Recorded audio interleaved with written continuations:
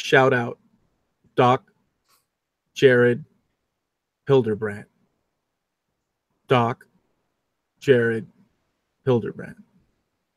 Okay, now that we got that out of the way, guys, I'd like to welcome you to the Mad Maker Show. We have a special guest today, and we'll get to him in just a moment. Just a couple of things for you guys that are new and watching this for the first time. We call this the Mad Maker Show. You can see it right here, themadmakershow.com. And we interview people that create things, everything from woodworking to, well, electronics to CNCs, everything you could imagine. And we call it the Mad Maker Show because we think, it's always been my experience, that people that create, painters, all these people are very unique. But with that, they're kind of in a way perceived as, and probably so, slightly mad, right? And that's a good thing, not a bad thing. So that's the theme. And there's a lot of people, makers, creators on YouTube that actually film their creations. And well, that's what we're going to be doing today, interviewing a person that does that, has been doing it for a while. And for those of you guys, well, a lot of you people out there are actual makers yourselves. So you know the story, you know you're crazy, you know you're nuts. So why beat around the bush? My name is Eloy, and JP, Jamie Page, is our co-host and moderator. JP? Well, hello everybody. I am Jamie. You can find my stuff with that logo at jp-woodwork.com. I am one-fifth of a Makers International podcast, which can be found at makersinternationalpodcast.com. All sponsored by Harnealmedia, which can be found at harnealmedia.com. So big thumbs up to Steve Nealon for that. I'm sure it'll be found in the chat somewhere along the line for all your website needs and things of that nature. With regards to the podcast, we've still got a contest going on at the moment where you can get your hands on a Heath Knuckles blank and a tub of Yorkshire Grit. The contest ends on the January the 27th, and we'll release the winner of the contest on the show live on air on the 28th. You just go over to the website and go up to the top of the tab. It says contest and such, and it'll take you to a Glee map, and you just enter your doodads and all that lot, and you're entered. Apart from that, I think that's everything. There's just one other thing I want to quickly touch on before we get the show underway. We're actually in the company of the only two people ever in history to ever cut themselves on a scroll saw. So I just want to bring that to everyone's attention. So round of applause for you two, Eloy and Cole. Well done. Now back to you, Eloy.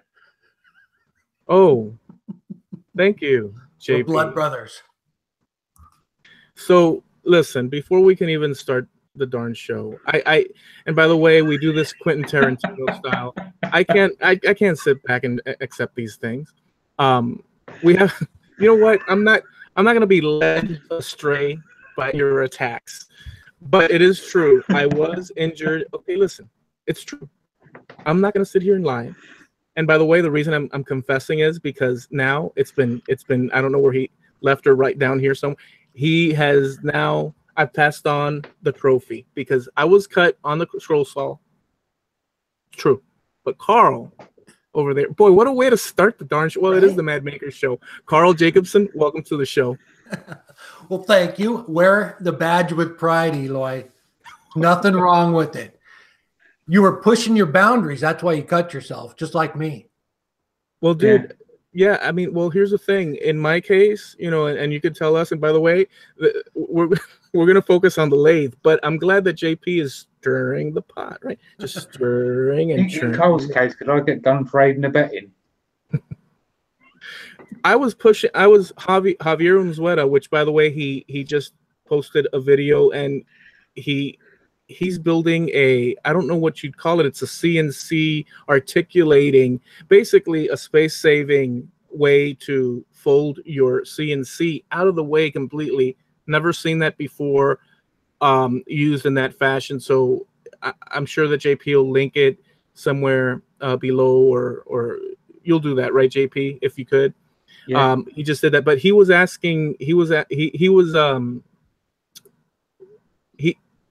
he asked me if I could join him and do a fair, and we went and did the fair. But in order to lead up to doing that, I was running the scroll saw so fast that I ended up cutting my finger on the scroll saw, man. That's my story, and I'm just gonna accept it. Okay, I'm sorry, I didn't mean to ruin it, but it's true. You can hurt yourself on the darn scroll saw. Carl, what's your excuse, man? I don't have one. They're just dangerous tools. I haven't cut myself on the lathe in a long time. I was cutting up paint chips, making keychains, and that's how I did it. So I just unplugged it, put it up on the shelf. That's the best thing to do for safety. Get that tool out of the way. You should make a video on that and post it on your channel. Oh, yeah. So now Safety. a couple of... Oh, go ahead, Carl. Oh, no, I was just safety first. Oh, dude, absolutely. What? Now, listen, guys, for you guys out there, you can ask questions. You're welcome to. JP will take a look at that a little bit in a little bit, right? But let's start by asking Carl. Carl, you've been on YouTube for a long time. You have a massive body of work, and we're gonna get into all of that. I mean, just astounding. But let's start off. Where are you at? Give us a little bit of your history. Just give us placement so that we can start our journey. When I started woodworking, or like a little bit of whatever you'd like to share with us. Not even woodworking, your life. We'll touch on lathe and this and that. Just where are you at, and give us a little bit of whatever you'd like to share with us. No. Yeah, I started woodworking when I was young with my grandfather. I just worked regular jobs, throughout my life. The last one was I worked for Freightliner Trucks. Robin and I actually both worked there for 20 plus years. And I was working there and doing the whole YouTube thing and just still putting out videos and things. And it just kind of started to take off a little bit. So I just decided to go for it. I wasn't getting any younger, so decided to make a run. But as far as just life stuff, I've worked a lot of jobs, I had an insulation company when I was younger, done everything from install carpet, drywall, just a little bit of everything, I think. Wow. And where do you live? I live in just outside of Portland, Oregon. Oh, wow. Yeah, we're in a little suburb about 30 miles outside of Portland. Do you have, is it rural or? Not none. It is right outside. I mean, within mile and a half it is, but we live in subdivision, just regular subdivision. Our town here, I think maybe has, I don't know, maybe a couple thousand people, but it's, we're like a suburb of Portland. So you don't know when you're leaving one town and coming into the next. So it's right. It's were you born there? No, I was actually born in South Carolina. Oh, wow. East Coaster. Yeah, Charleston, South Carolina. Well, how long have you been out west? Most of my life so far. My dad was in the service, so we kind of moved around quite a bit. I lived in Alabama, California, just kind of all over the country when I was really young. But ever since, I don't know, maybe second grade or so, I've been in Oregon. I grew up in Southern Oregon and then moved up here actually for that job at Freightliner when I was early 20s, I guess. Yeah. Wow. Okay. So let me ask you this as far as YouTube. So we were talking behind the scenes and you've been around YouTube for quite a while. YouTube started in mid or late 2005. I had a channel, or still have the channel, that I started in 2006 for my music, because I figured, I could use this to, just share. And it was a different monster back then. I realized that you've been around for a long time. How long have you been on YouTube? 07. Yeah, it was. In fact, I think it was like late 2007 is when I started. When it was, go ahead. I'm sorry. Oh, it was just kind of, I don't know. It had just kind of really started to take off, and I didn't even know anything about it. I was just, I, I had, I think I even had a channel. I'd subscribed to it, but it isn't the same channel I have now. I think I was just kind of watching videos like everybody else, seeing what was going on. It's amazing. It's amazing. First of all, just the amount of awesomeness that has surfaced from the YouTube experience. Oh, yeah. And it's not YouTube facilitated people connecting with brilliant human beings. You started, we were talking, you started because I saw early videos and you're working the lathe and you're working.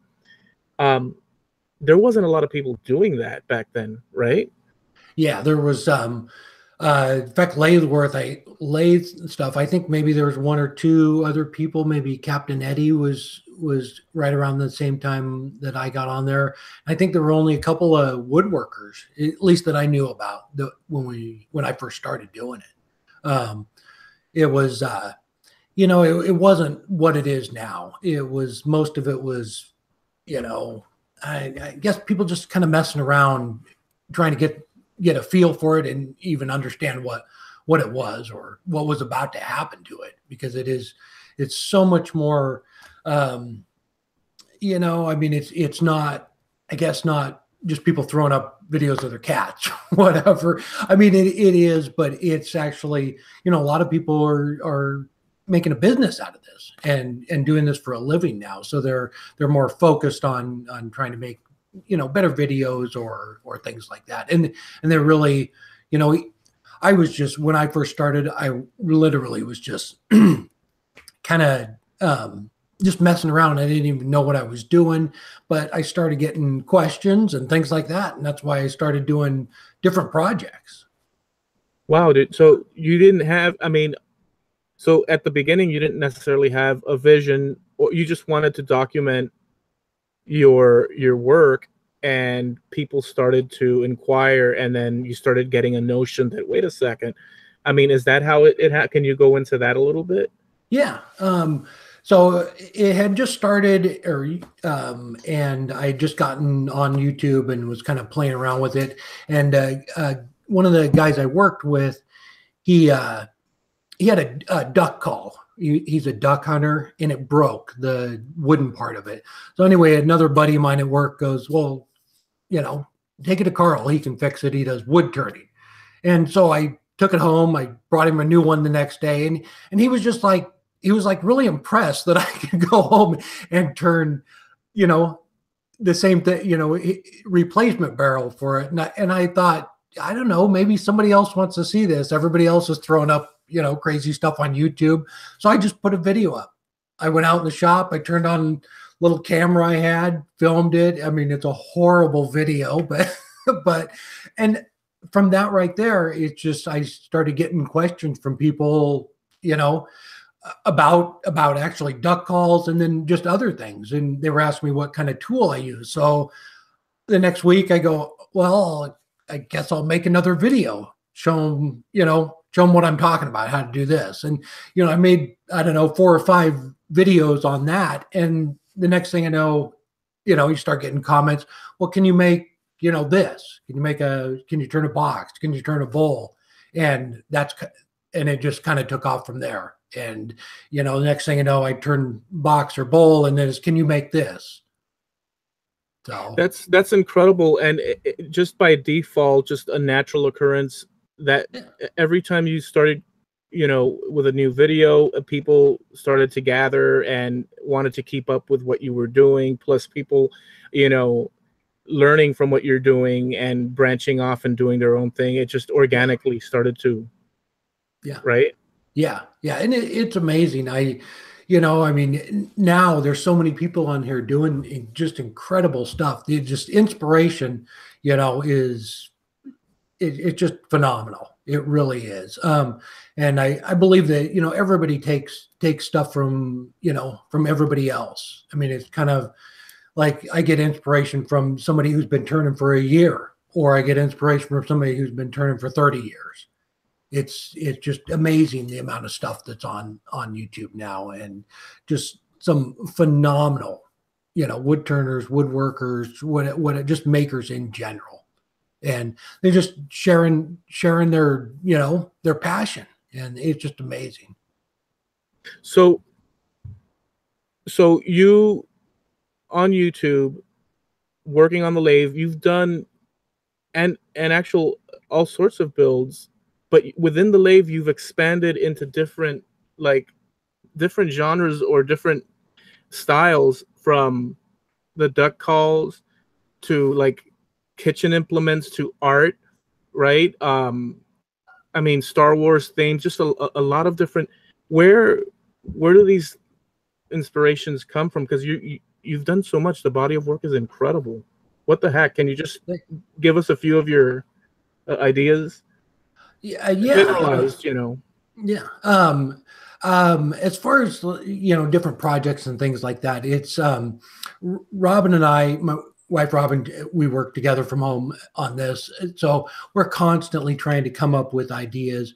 I love the lathe because I can come out here and in a day, maybe two tops, I can get a project done. I have a very short attention span, and that's why I'm drawn to the lathe. I don't want to come out here and work on a project for 2 weeks. It would just drive me nuts.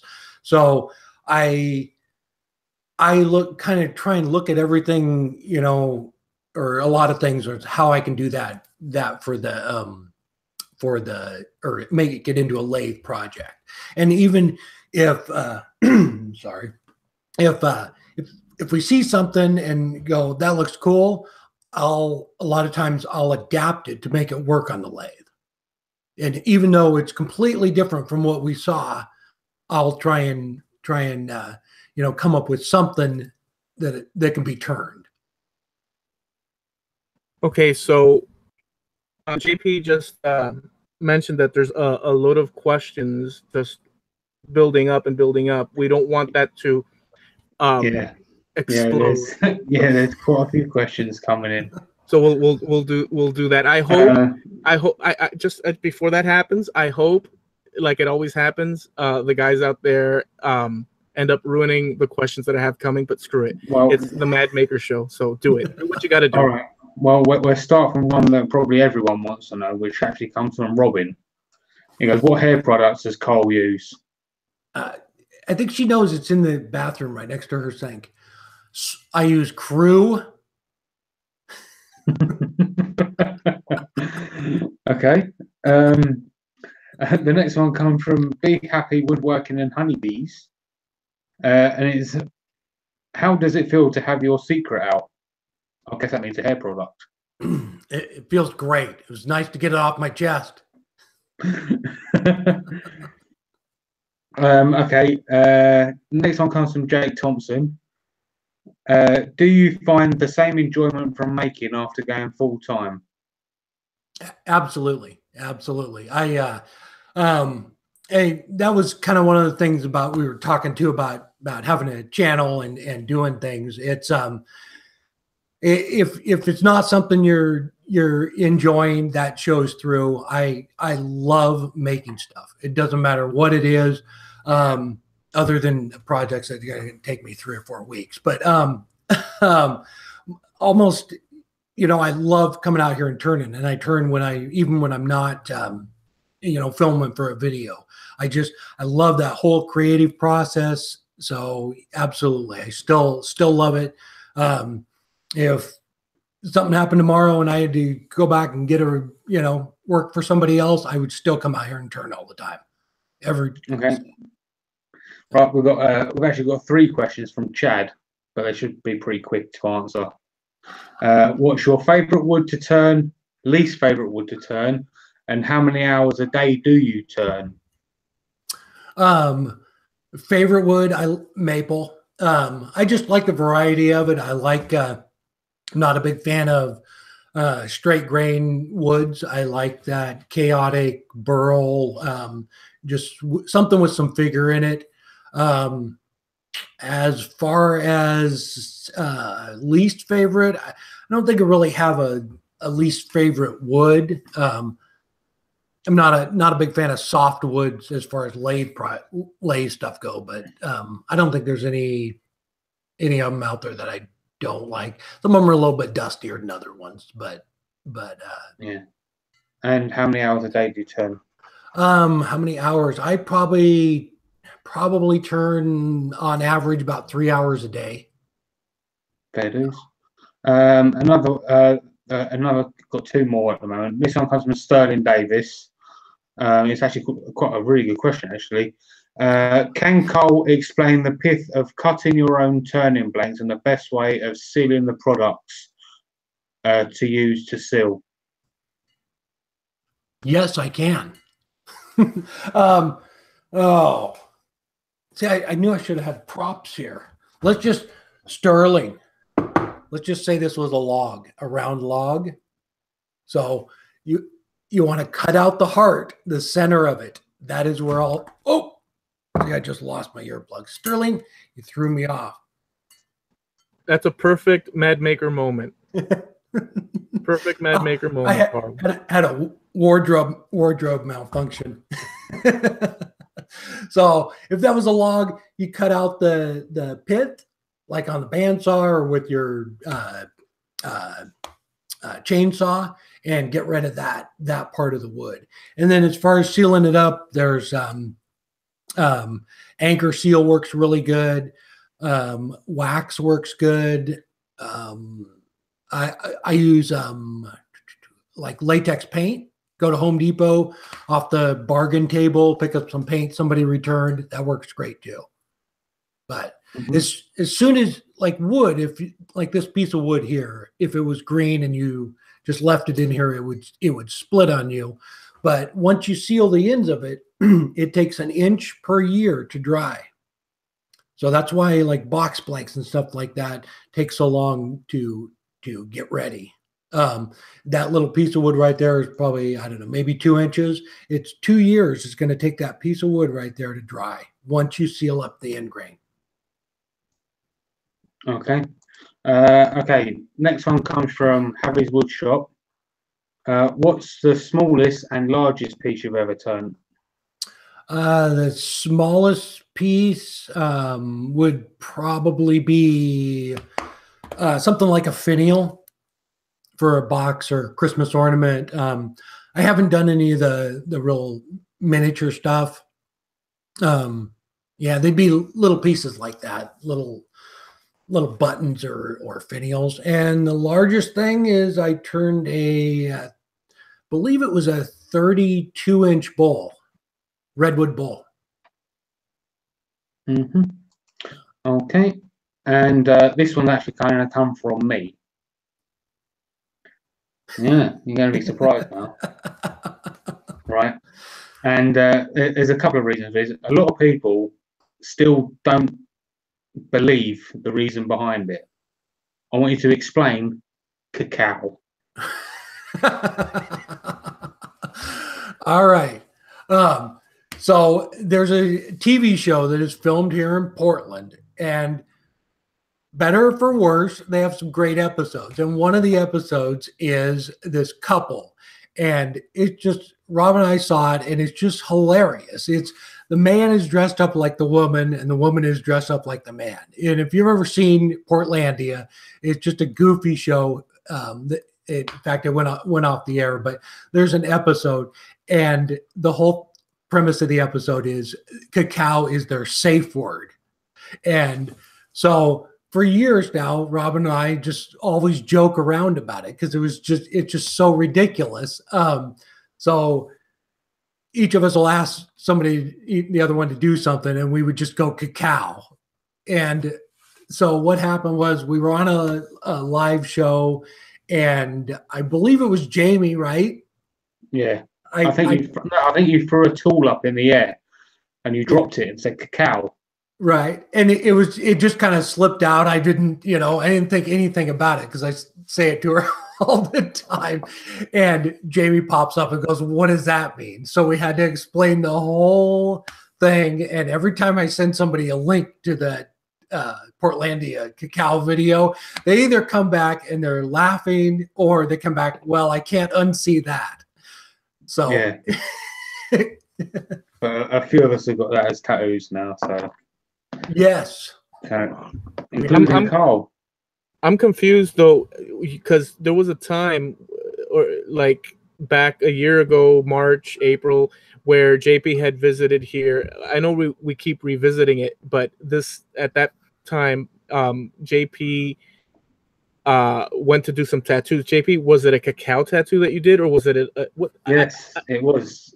The initial reason was I was going to get a tattoo anyway, just to kind of commemorate my visit to the States.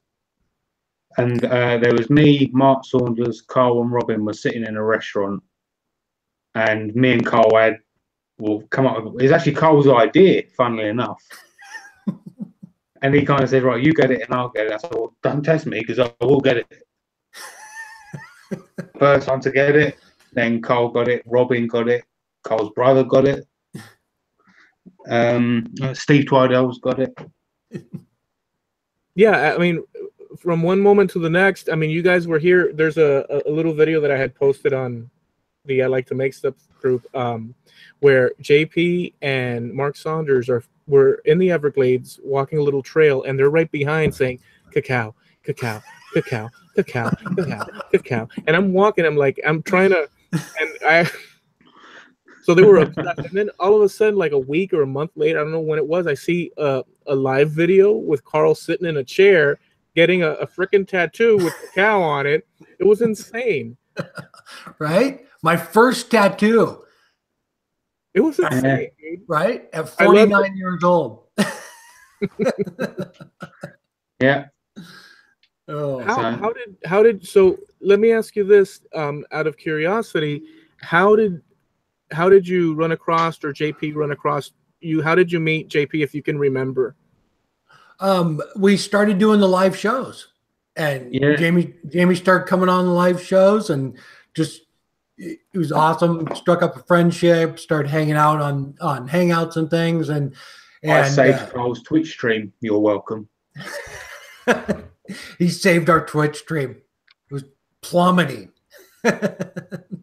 and he was coming to Atlanta for the Woodworking show, and it was Robin comes in after one of the shows, and she goes, we need to go. We need to figure out a way to make it to that. So then that's basically why we went to Atlanta, was because Jamie was coming. We wanted to meet him. Wow, it was amazing. Got to meet everybody. It was amazing. I think Robin was probably the third person I actually saw turning up at the convention center, because I think it was Chris Cute and Bill Lutz were the first two people.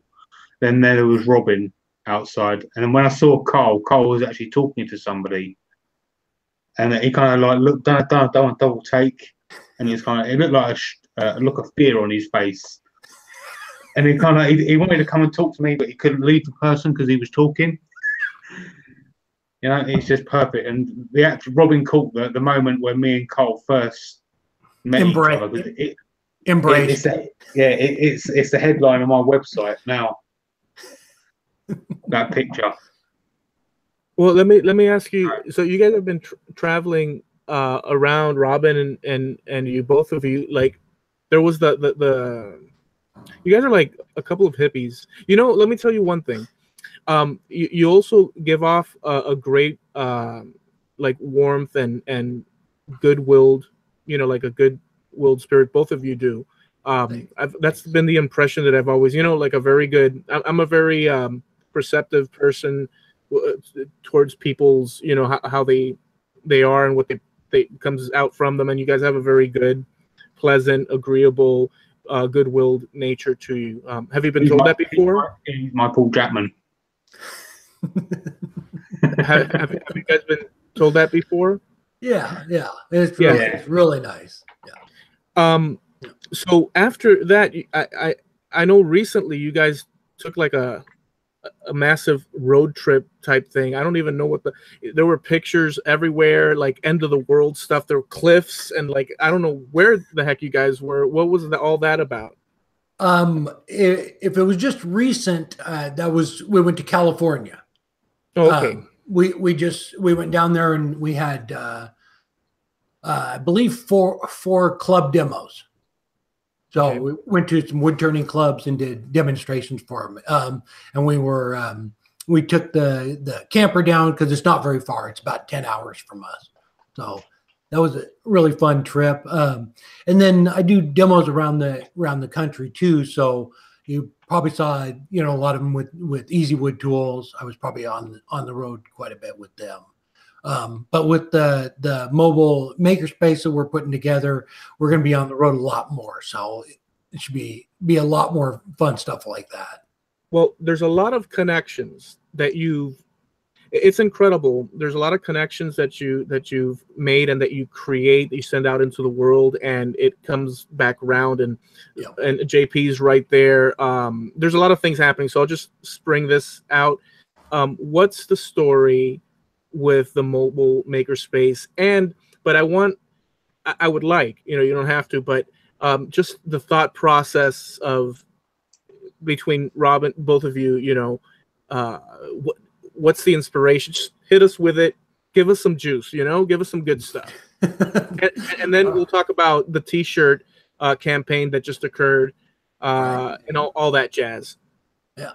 The mobile shop. So I had the idea for quite a while. And I just thought it would be, be cool to put a small shop into a trailer and travel around. Whether it's doing club demos or just free demonstrations or just filming from something else. I mean, right here, it's the same every single week. I'm right here at the lathe. I'm turning something.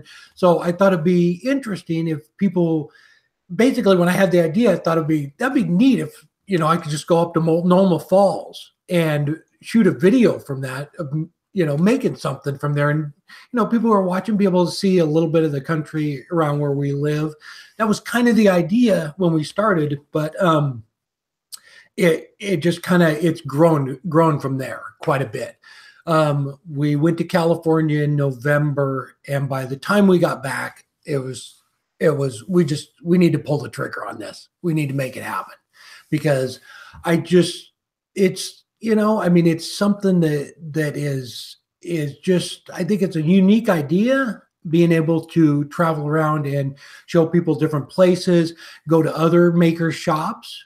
I would love to, just head over to, whoever shop and film for the day, and there's so many collab with them. There's so many. You were thinking for a moment. I said, who do I mention? There's too many to mention. If you mention it, well, I was going to mention you, but I mean, you're on the other side of the country. It's going to take us a while to get there. Right, no, but here's the thing. Once you say it, you're committed, right? And then your whole route, you're screwed, right? You like to turn spare wheels, don't you? No, but I love how at that moment Carl was about to say it. He said, "Wait, let me just soften this, because I can't go into Bob's shop first." Right. But what an adventure, though, dude! It's so brilliant that you would decide that, number one, it's adventurous. It's like throw it to the wind, throw caution to the wind, and let's rock and roll. Let's do this. I love it, and I love the idea. But wait a second, I got to ask you this: you're going to be filming as you're doing, but where do you upload? Have you guys thought? You and Robin, have you ever sat and said, how are we going to upload and whatnot? Yeah, they're in fact, most of the RV sites have internet, not just Wi-Fi. They actually have plug-in internet. So you'd be able to edit your video while you're on the road, pull in for the night, upload your video, and head out the next morning. What a trip. Yeah. Most RV parks are, I mean, you'd be surprised. I mean, they're well equipped. A lot of people, we actually had kind of a hard time here in Oregon. You pull up at 8 o'clock at night and put your money in the slot and pull into an empty spot. California, we had a hard time finding a spot. It was definitely a little bit of a chore. So when we start branching out, we have to plan it and make reservations and things like that, because it's not it's not something you can just pull in any place. Yeah, I was surprised once we got down there. It was like, well, you need to call before 5. I'm like, what? but they do. They have internet, laundry. I mean, anything you need. So let me just answer JP. Okay, one sec, JP. There's more questions coming in.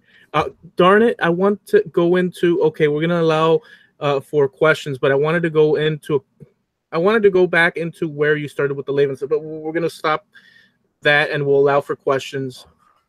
Do it up. Right, there's only a couple. So okay. Right, you got Better at Its Woodshop says, what's the most meaningful piece you've ever made, and why was it so meaningful? I've made a couple of urns for family members. That was definitely just standout one. Yeah, you can understand why that is there. Yeah. Okay. Creations.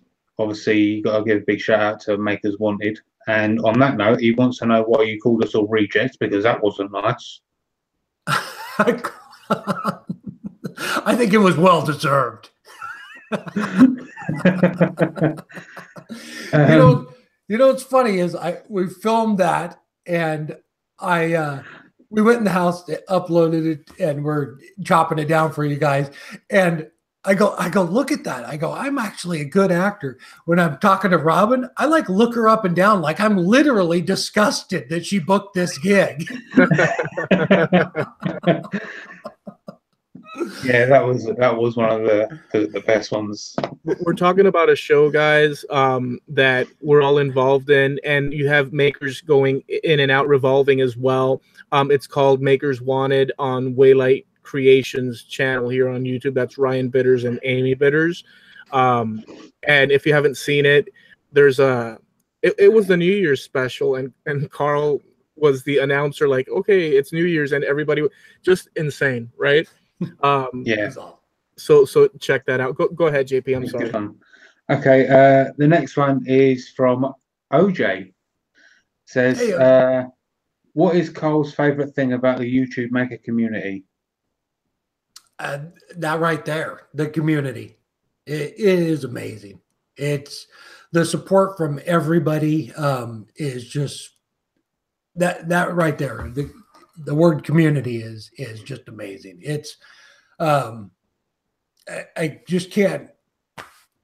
It's not one thing. It's just all of it. The support from everybody towards everybody. It doesn't matter whether you're just starting out or you're you have a big channel or what. It's just the support that everybody gives you it's like nothing I've ever seen.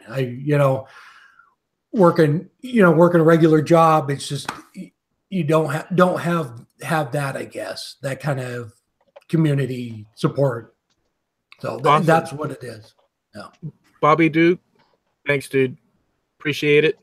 Very cool of you. Oh, by the way, sorry, go ahead. I've just got one more quick question for Carl.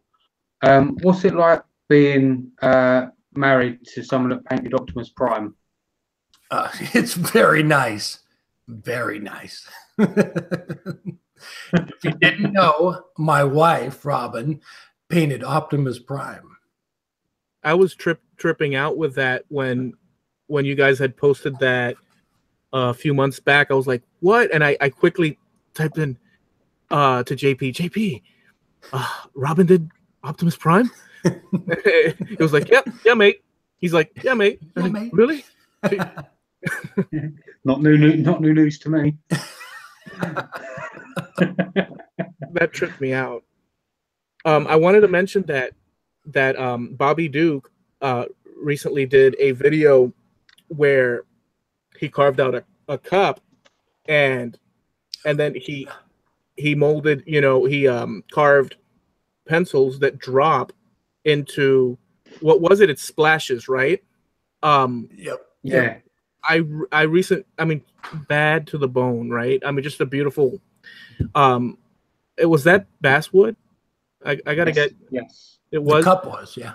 The cup was, yeah. I got to get me a chunk of basswood because I've been carving. There's a hand. I don't know if you can see it, shadowy in the back. I carved that with pine, and my goodness, it's just a nightmare. But it doesn't, it's not easy to carve. But I saw on your channel, I don't know when you did it. You could tell us you turned something similar where there's a coffee cup or something. Do you remember that at all? Because you have hundreds upon hundreds upon hundreds of videos. I got to be honest with you. I remember almost all of them except Jamie. I guess it was the way he was describing it. He asked me, he goes, I just saw a video of yours I hadn't seen before. And he's describing it to me and I had no idea what it was. But anyway, yeah, it was a honey pot. I did a little honey pot and then I used a yellow wood. So it looked like honey was coming out of it and then kind of pouring over the side of a little block. Yeah. That's right in the house. Robin loves that piece. So yeah. Mike Atkinson, thank you, buddy. Thank you. I'm sorry. Go ahead. Oh, nice. Very nice, Mike. Now, go ahead. Oh no, that was it. Yeah, I remember that one. So the art aspect and sort of things that are decor and eye candy and conversation pieces, you do a lot of that, and then you do functional stuff. I mean, there's so many diverse different. Can you tell me what I guess I don't know if you enjoy all of it the same, or where does your mind and inspiration, what are the things that spark you to go in one direction or another? Because you do it all, which is mind blowing. The fact that you do, I can't stress it enough, the fact that you do all sorts of things, which if you go to his channel and it's just, so what are those inspiration points? Could you give us a little bit of that, you know? Yeah. So like I said before, Robin and I are constantly looking for project ideas. I personally like the more art projects that aren't functional. I like pieces like that. They don't have to have a purpose. In fact, this week, that's what I'm doing. It's something that's just an art piece. But it's also too, I'm doing this for a living now. So I'm trying to, not do things I don't want to do, but trying to make a variety of things. So I might do an art piece this week and I might do something functional next week so that everybody's kind of, people that want more functional stuff would be interested in too. So it's not like I'm just turning bowls every week or just turning boxes every week. I try and mix it up as far as the functional and the non-functional stuff. But personally, I love doing boxes because you can get really creative with them, but they're still a functional piece. And I really, really enjoy that. But every once in a while, I like doing stuff that just has no purpose other than, hang on the wall and or sit on a shelf or things like that. I'll tell you one thing I found since I've got a lathe. Every time I go into a store of some sort, let's say for argument's sake, Walmart in the States, you go in there and you see something square, and all of a sudden in your head you're trying to visualize it circle. Right. Yeah. You know what I mean? Do you ever find that with you? Everything you look at, you visualize circle. Yeah. It's the same thing. And even with that, even though you put something on the lathe, it doesn't have to end up as a circle. I mean, I've done square plates or square platters, and it's all turned too. So it doesn't have to be, but I do the same thing. It's Eloy asked a little bit about inspiration a while ago, but it's like I did a giant jellyfish lamp, and it's 2 feet tall. And the inspiration for that was a little seashell with an air plant sticking out of it. And I just thought, I saw it in this little shop, and I thought that is so cool looking. And I mean, it's literally a seashell with a plant sticking out of the bottom of it. And by the time, I worked it all out and decided I want to try and make that into a turning project, I have a 2-foot lamp with an acrylic rod running down through the center of it. So Nice. it doesn't look anything like what I saw, but that little seashell was the inspiration for it. Yeah, I like that. Yeah. Everything always changes and becomes your thing, right? Even though the inspiration starts from a source. Yeah. And even this project I'm doing now, there's a lot of projects out there that are similar. I'm constantly, Robin and I found this piece of acrylic that's sitting on the shelf, and we hadn't done anything with it. So I think she spent a whole day just kind of messing around trying to find, a project that we can incorporate it in with it and not turn too much of it away. So we found a couple that are really similar, but I still trying to make it a little bit my own, by, changing a few things on it. Now, I actually still have to get to the question that I started. Are there any questions out there? I know that I'll shorten my question to him, but if there is, I'll know to ask him, let it be answered, and then move to them. Not at the moment, but we haven't really mentioned who's actually out there yet, so I'm going to quickly run through. All right. Obviously, Miss Robin Jacobson's out there. Sterling Davis is out there. Jake Thompson, Katie Dotson, Bear Woodworks, Woodshop, Bales is out there. Wigwag Workshop, Javier and Sweater's out there. Bobby Ducarts is out there. Harnealmedia, Mike Atkinson, Doc's out there. Holly Denny's out there. Doc, let me just say, I specifically shouted Doc out at the beginning as he was feeling a little blues, 1930s Delta blues.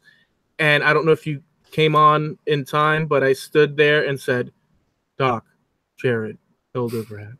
Doc, Jared, Hildebrand, a few times. If you didn't catch it, I just said it again.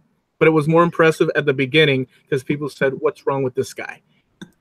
I'm sorry, JP. You were at Holly. Yeah. Then there was, where is it? Just scroll past me.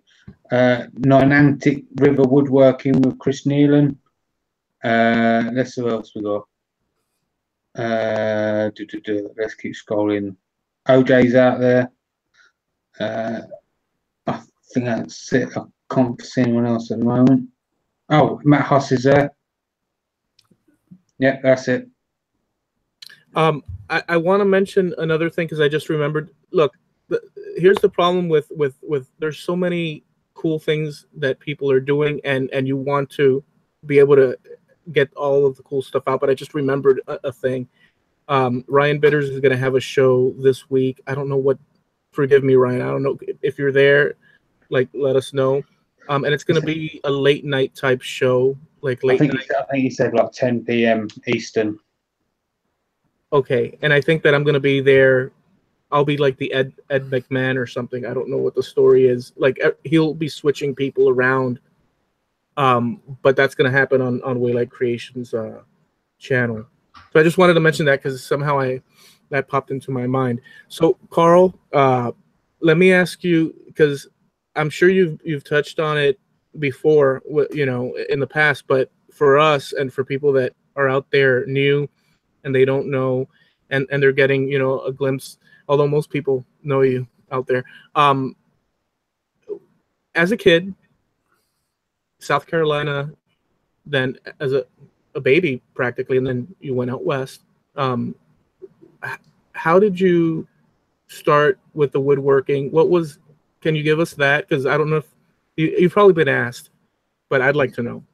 Yeah, I started woodworking with my grandpa when, in fact, I lived with them for quite a while when I was really young, and then actually, my dad was stationed in California, and they shipped me back to my grandparents' house to go to school. So I lived with him. He was a woodworker. He didn't have a lathe, didn't do any turning, but he was always out in the shop doing something. He was always making his 5 daughters. He was constantly, doing, stuff for the yard for them, just projects. He remodeled the house that he and my grandma lived in twice. And so he was always built his own kitchen cabinets. He was always doing something. So I kind of picked up that bug right there from him. And I've always, I've just always enjoyed doing it myself. Whether it was, I've remodeled 3 homes. 2 of them, I took it all the way off from the trusses, put new trusses on, re-roofed them, everything. Rewired, plumbed. I would rather, I don't know, I'd just rather do it myself than pay somebody else to come in. So I've always had that in me to where I wanted to, wanted to be busy or doing something. Yeah, that spirit, it encapsulates a lot of the makers in this community. That spirit of, you know what, and I think there's a lot to that. The fact that a human being, I mean, because there's so many people out there that don't have a clue. I mean, they have talents outside of what we do, generally speaking. Yeah. But the idea of not having to go, and we still go, right, to the Walmarts and to this and to that, because I mean, we're not going to do our own toilet paper and whatever. But what? Well, we could, right? You don't make your own toilet paper? Mash fibers into, but it is amazing. That's a thread amongst all makers I've seen, that they have that will to do it themselves. And man, that, to me, that spirit is like gold. To have that, I can do that, I'll do it. I love that. That's what it's all about. Yep. Also, growing up, give us a picture, because I really want to take away, and we're not going to be able to cover everything. That's the part that's frustrating. But can you tell us, growing up, like your environment, friends, what you were doing when you were doing were there people like you that did what you did, or were you like kind of like the dude that, well, he's doing that kind of stuff and we don't know how to do it? I mean, give us a little picture of your growing up, please. A little more, as much as you want to give us. Doesn't have to be, but a little more, so we could steal away some of that and mark it in this episode. There's yes, not there's not a whole lot. I'm just a normal kid. I played football, took wood shop, hung out with my friends, got kicked out of school in the beginning of 11th grade. Just normal stuff. They asked me to leave and never come back. So I took their advice and didn't go back. But yeah, just up until that point is pretty normal. Childhood, hung out. It wasn't like when I was, in high school and things like that. It wasn't like I guess, I wasn't really into woodworking. I was into girls and, things like that. You could stop at girls, man. I get it. It develops as you go along, and they say, what, I can pursue this. I'm going to go down this field. It was, right?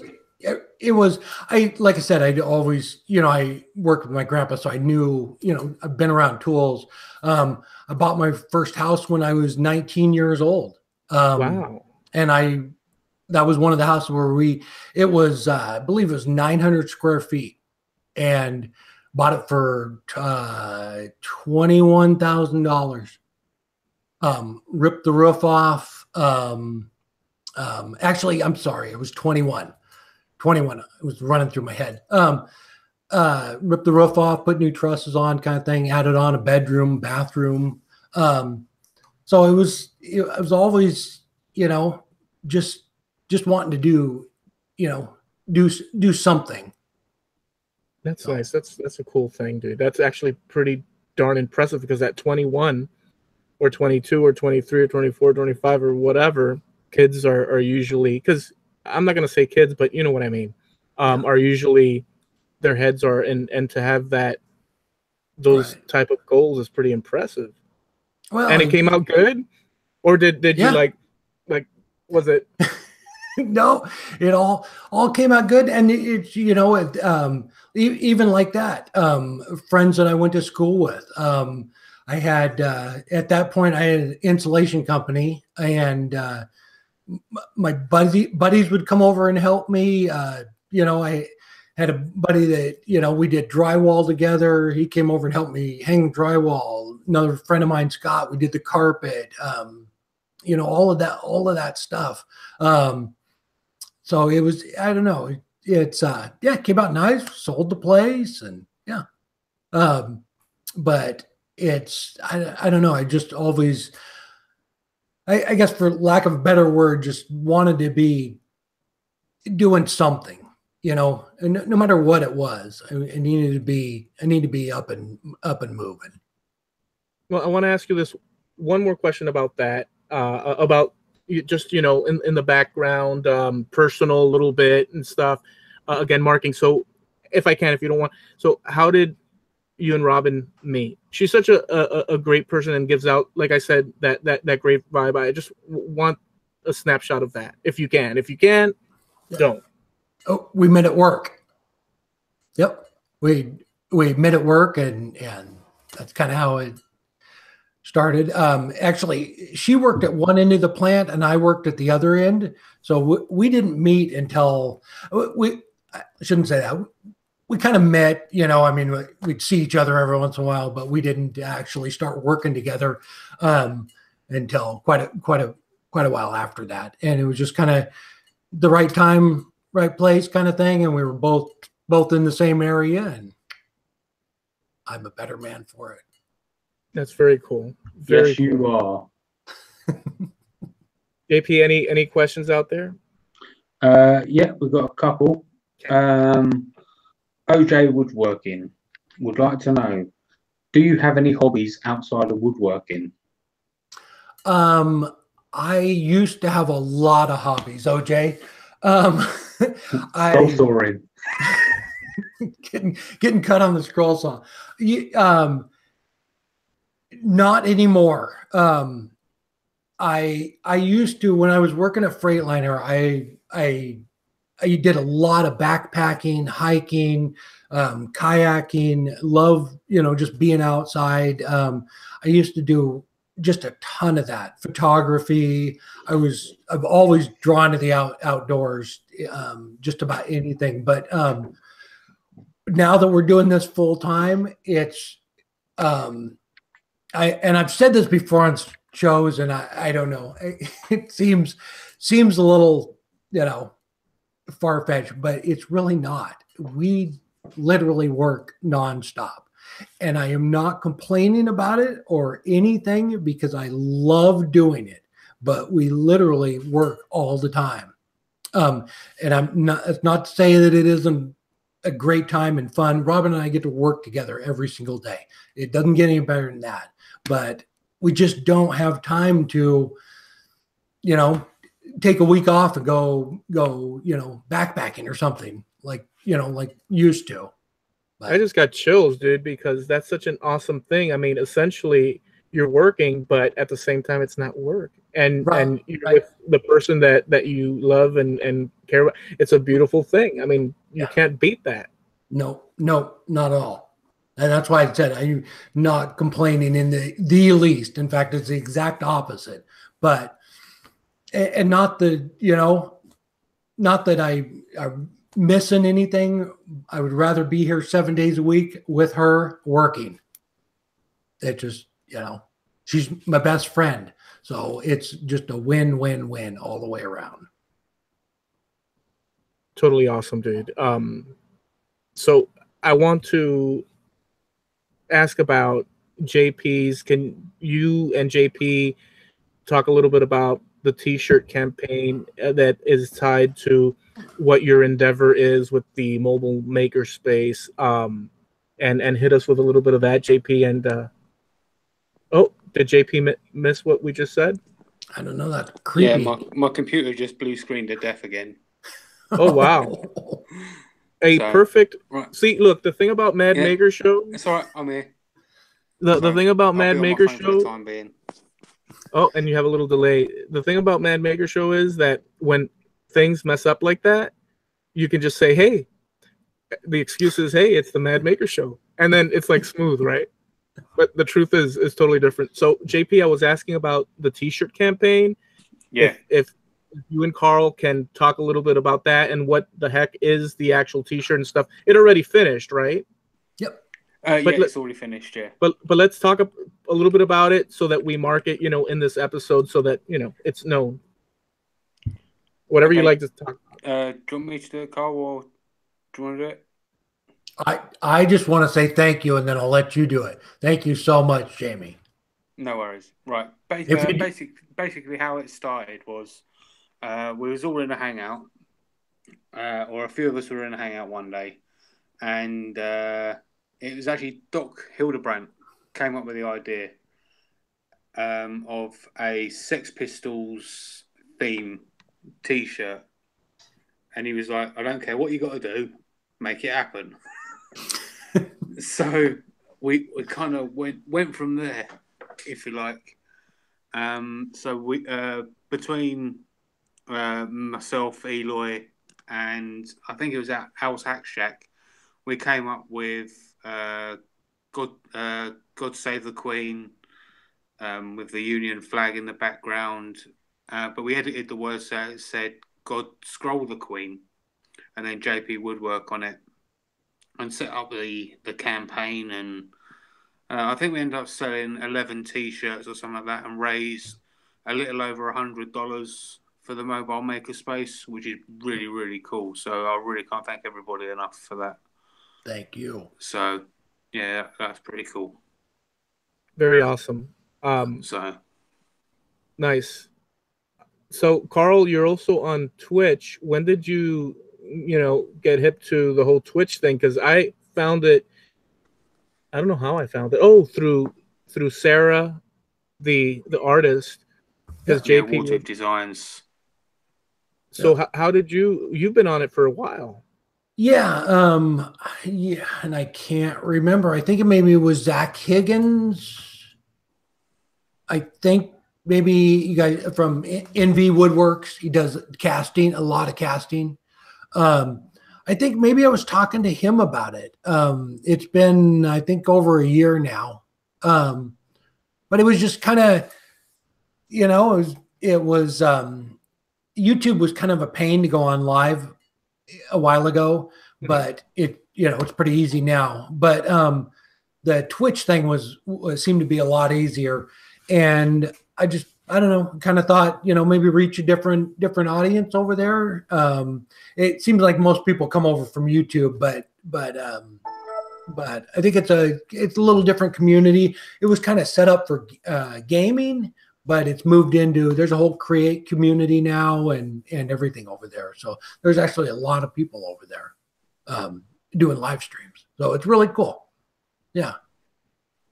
Very cool. I heard JP's as you were, my computer. The computer starting up. It was like gling in the middle. Yeah.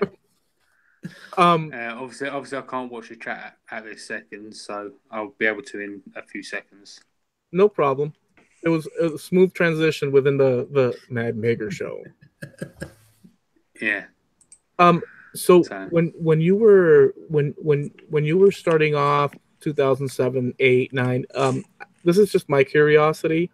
All the cats that we know that are constantly there, that we know, all these people, which one of them do you remember from back then, the earliest? Steve Ramsey.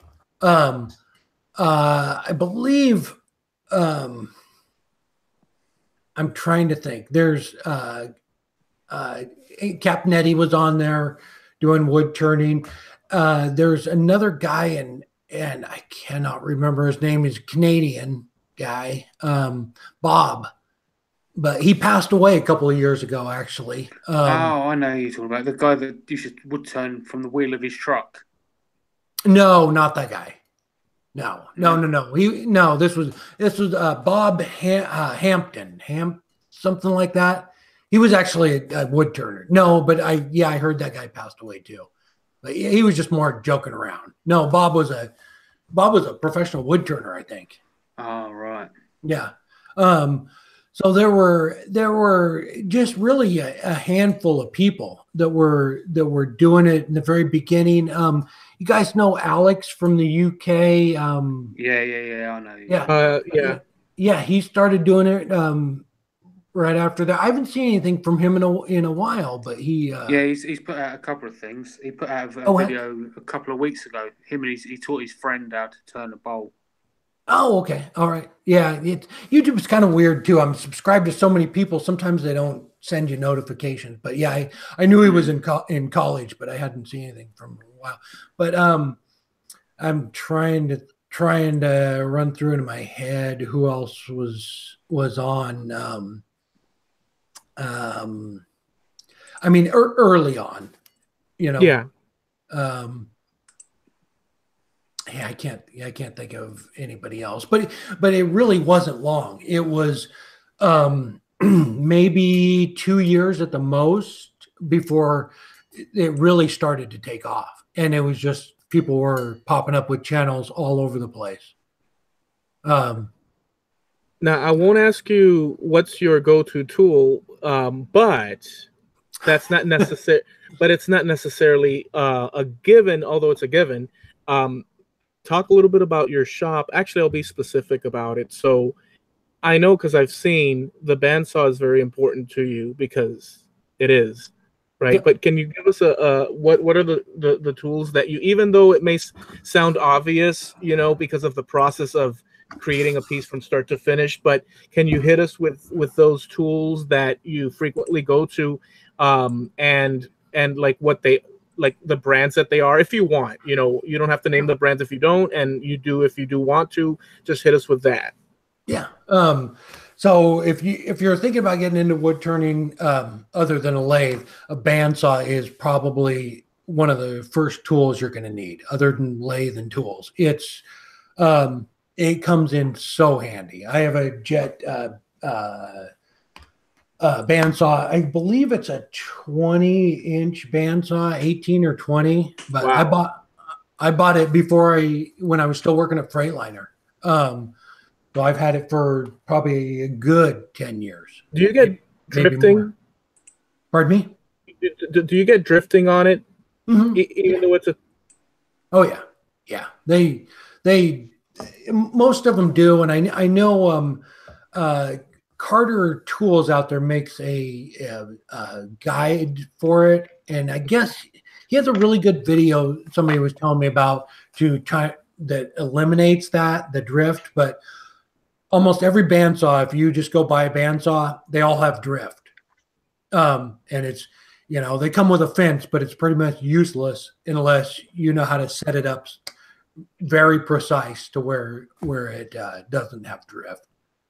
So it's essential. And as far as, you know, if it was just wood turning, you know, you'll really only need a lathe. You know, if you want to use gouges, you need a grinder and sharpening jig. If you use the Easy Wood carbide, you don't need any of that. You can stick a piece of wood on there and go for it. I don't. I'm looking around the shop. I feel I should put a link up to Easy Wood Tools. Yeah, drill press. Depending on what you want to do, if you're going to make pens or like utensil handles, a drill press is really handy.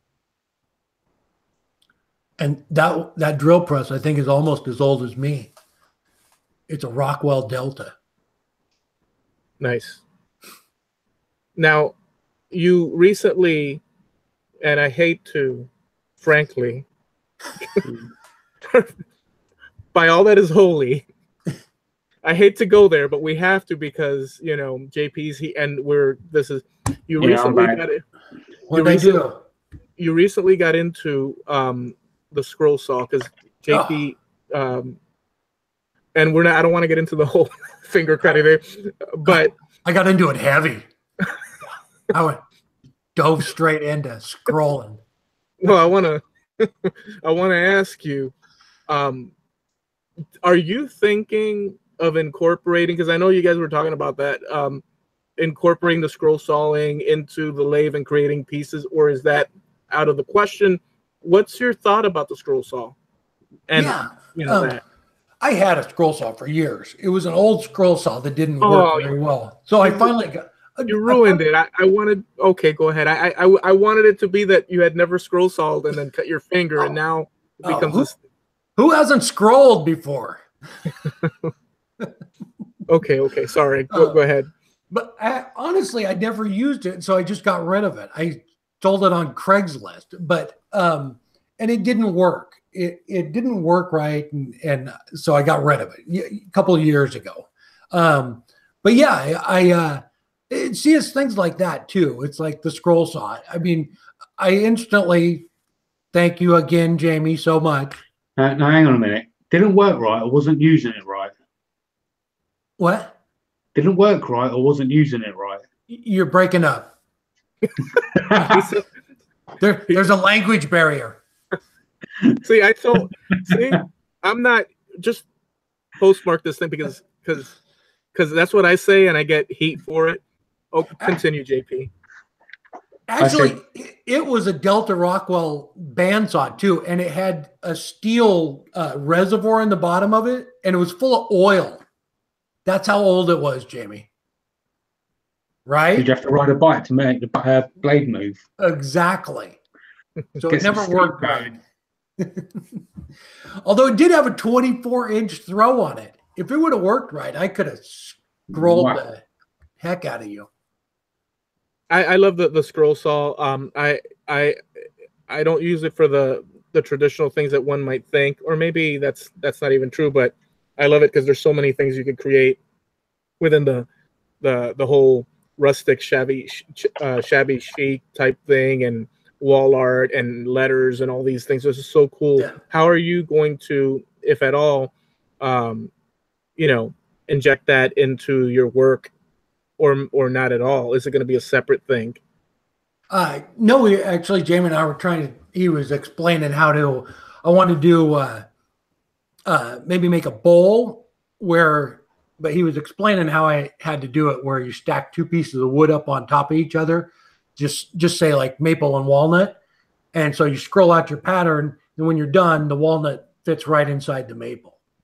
So, and then you could just laminate that together and make a bowl out of it and have, that pattern inside your bowl. Right. So, like an inlay. Exactly like an inlay. No, it is an inlay. Well, it's a scroll saw inlay, so it's not legit. Oh, right. Can you check the chat and see? Because I'm not preview to the chat. Yes, I am over on the chat. Sterling said, I've got to remind you that his scroll saw project got me into the community, so you're welcome, Carl. Team Scroll Saw. Thank you very much, Sterling. You're a good man. I'm just playing with you. I love scrolling. Robin has to drag me off of the scroll saw sometimes. I'll be on there for 30, 40 hours. I love it. So like, Carl, come on, watch TV. We've got to go to the movies. But I want to finish off this scroll saw project. Oh. Well, Be Happy Woodworking wants me to ask you boxers or briefs. That's the wrong show, Harvey. No, not Harvey. Be Happy Woodworking. Oh, John, it's the wrong show. I don't believe in wasting cotton. Oh. Whoa. Well, it's a Mad Maker show. Yeah, but we're trying to, we want to be mad, but do we want to go that mad? So, Carl, did you enjoy yourself? I did very much. Thank you very much for having me on. Oh, dude, it's our pleasure. Totally. We've had a great time. Now, would you come back again? Absolutely. Yeah, we haven't been able to get to all the things, but we never do. It's been such a pleasure, dude. Could you give us a little bit of place. That's just the funny thing about it is it's hard to say that to Carl because they all know you, dude. They know you, but there's cats out there that have not. You know why, don't you? Well, because he's Carl freaking Jacobson. Well, can you give us a recap of? I've got all the links down below for everybody. Oh. JP, myself, you, the Makerspace. If you guys want to go check it out, there's what is it? Is it a GoFundMe?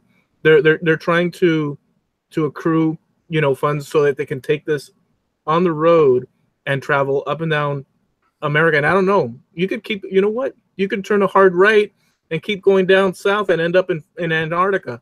You don't know. It could happen. Right.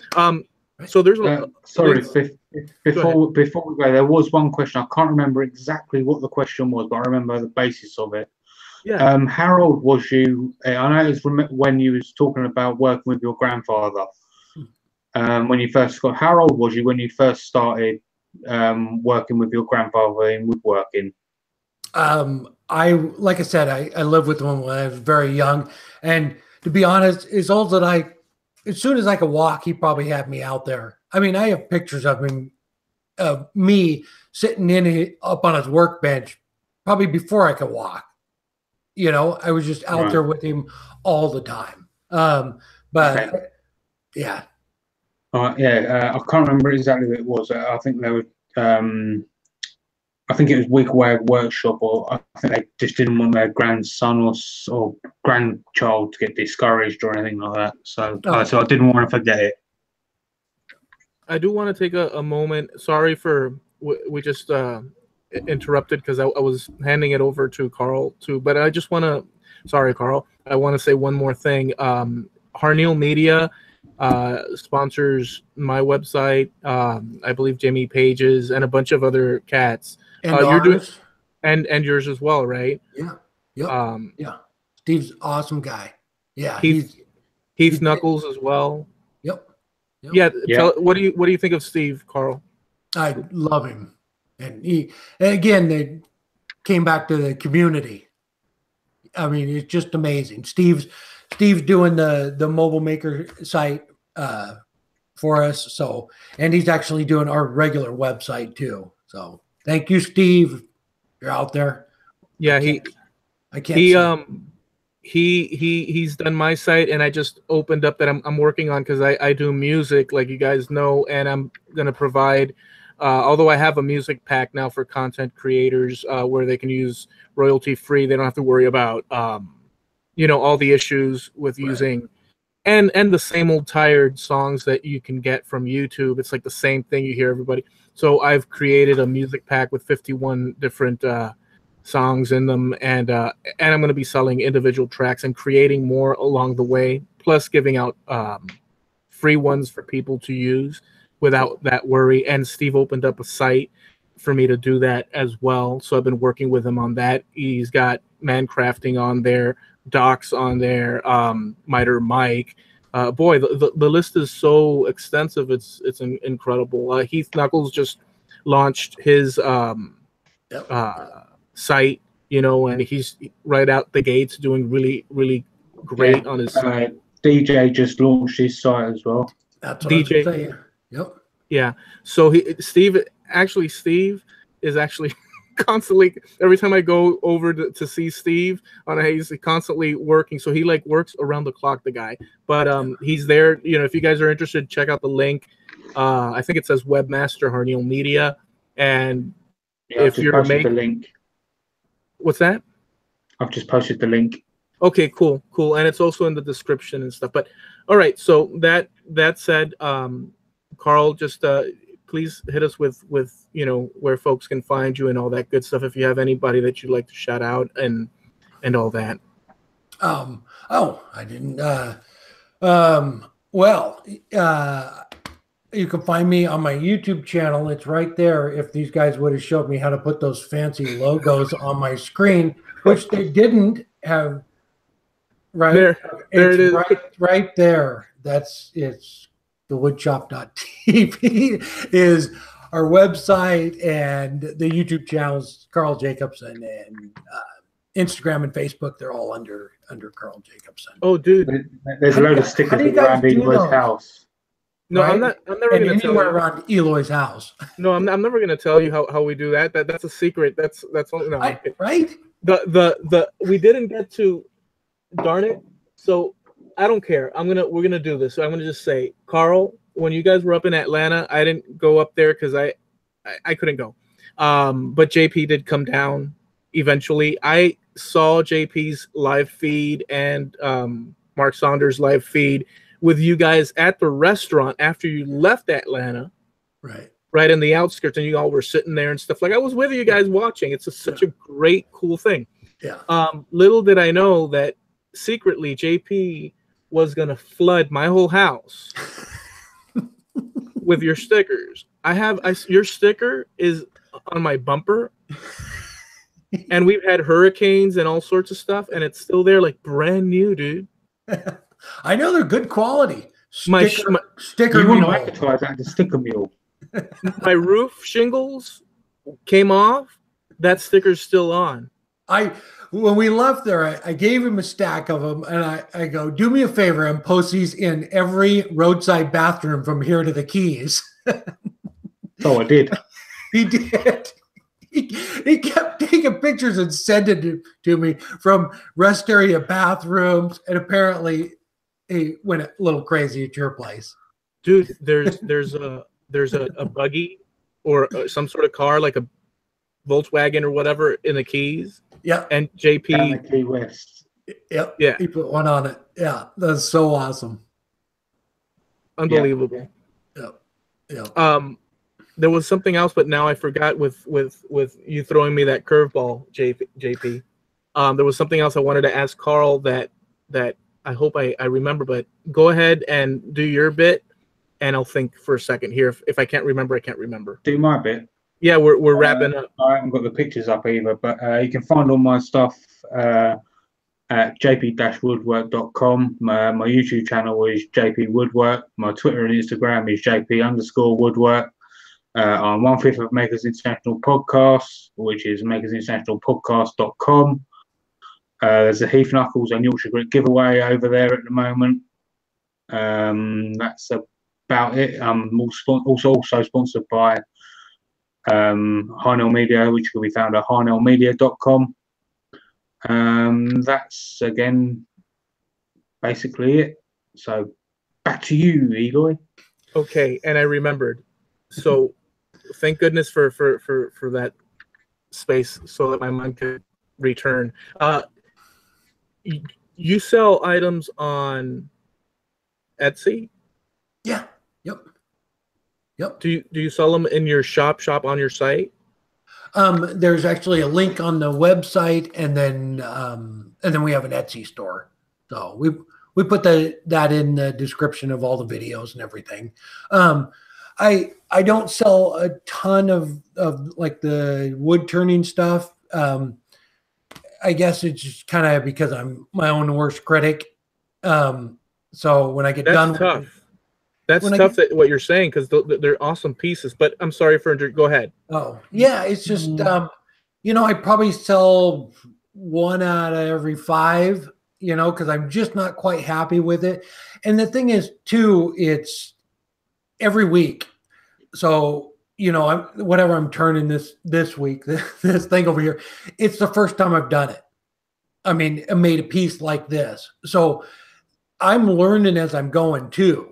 So a lot of times it's not exactly, it didn't turn out exactly how I wanted, or something's just a little bit off, so I won't sell it. Wow, dude, but that's shocking. That you're saying it's actually probably the best bit, if not one of the best bits, because your pieces are freaking mind blowing. And yet Thanks, man. You have dude, and yet you have an even higher standard.